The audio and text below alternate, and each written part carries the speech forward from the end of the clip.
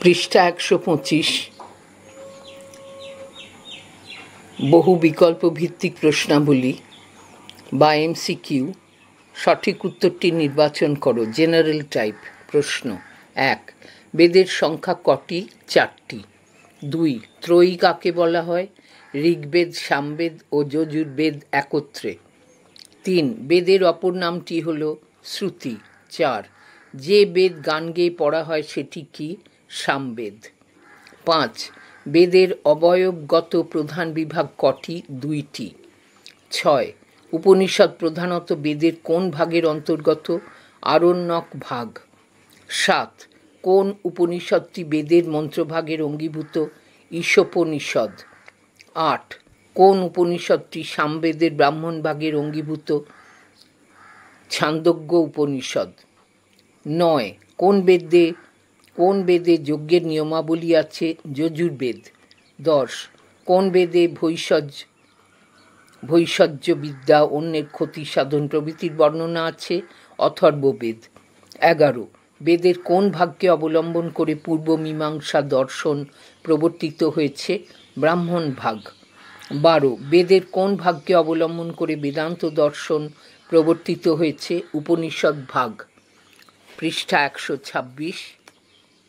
প্রশ্ন ১৩।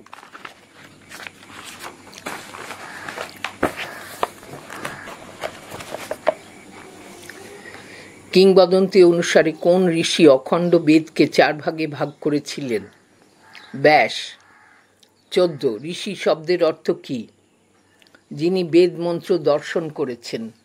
১৫. কে বেদের টীকা রচনা করেছেন? সায়ন। ১৬. বালখিল্য সূক্ত ও খিল সূক্ত বাদ দিয়ে ঋগ্বেদের মন্ত্র সংখ্যা কত? ১০,৪৭২টি। ১৭. ঋগ্বেদে মণ্ডল কতগুলি? 10টি। ১৮. বর্তমানে ঋগ্বেদের কটি শাখা পাওয়া যায়? 2টি। ১৯. ঋগ্বেদে কটি গোষ্ঠীমণ্ডল আছে? 7টি। ২০. কোন সূক্তগুলিকে ভারতীয় নাট্যবিদ্যার উৎস বলে মনে করা হয়? সংবাদ সূক্তগুলিকে। ২১. কোন সূক্তগুলিতে দাতার প্রশংসা করা হয়েছে? নারাশংসীগুলিতে। ২২. অক্ষর সূক্ত কোন বেদের অন্তর্ভুক্ত? ঋগ্বেদ। ২৩. পুরুরবা উর্বশী সংবাদ সূক্তটি কোন বেদের অন্তর্ভুক্ত? ঋগ্বেদ। ২৪. হিরণ্যগর্ভ সূক্ত কোন বেদের অন্তর্ভুক্ত? ঋগ্বেদ। ২৫. হিরণ্যগর্ভ সূক্ত কী ধরনের সূক্ত? দার্শনিক সূক্ত। পৃষ্ঠা ১২৭। প্রশ্ন ২৬। নাসদীয় সূক্ত কোন বেদের অন্তর্ভুক্ত? ঋগ্বেদ। ২৭. নাসদীয় সূক্ত কী ধরনের সূক্ত? দার্শনিক সূক্ত। ২৮. বর্তমানে উপলব্ধ সামবেদের শাখা কত? 3টি। ২৯. সামবেদের মন্ত্র সংখ্যা কত? ১,৮১০টি। ৩০. নিম্নে উল্লিখিত শাখাগুলির মধ্যে সামবেদের শাখা কোনটি? কৌথুমী। ৩১. নিম্নে উল্লিখিত শাখাগুলির মধ্যে কোনটি ঋগ্বেদের একটি শাখা? বাষ্কল। ৩২. নিম্নে উল্লিখিত শাখাগুলির মধ্যে কোনটি অথর্ববেদের একটি শাখা? পৈপ্পলাদ। ৩৩. ঐতরেয় ব্রাহ্মণ কোন বেদের অঙ্গীভূত? ঋগ্বেদ। ৩৪. সামবেদের ব্রাহ্মণ কোনটি? পঞ্চবিংশ ব্রাহ্মণ। ৩৫. কেনোপনিষদ কোন বেদের অঙ্গীভূত? সামবেদ। ৩৬. ছান্দোগ্য উপনিষদ কোন বেদের অঙ্গীভূত? সামবেদ। ৩৭. ঋগ্বেদের এক নারী ঋষি হলেন বিশ্ববারা। ৩৮. কোন দার্শনিক সূক্তটি ঋগ্বেদে আছে? নাসদীয় সূক্ত। পৃষ্ঠা ১২৮।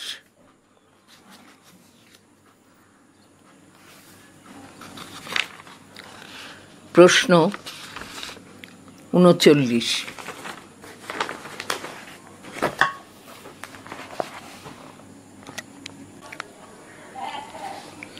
ব্রাহ্মণের পরের অংশ কি? আরণ্যক। ৪০। প্রশ্ন ৪০। ঋগ্বেদে পুরোহিতদের নাম কি? হোতা। 41 মন্ত্রের সমষ্টিকে কি বলে? সুক্ত। 42 বেদের জ্ঞানকাণ্ড কাকে বলা হয়? উপনিষদগুলিকে।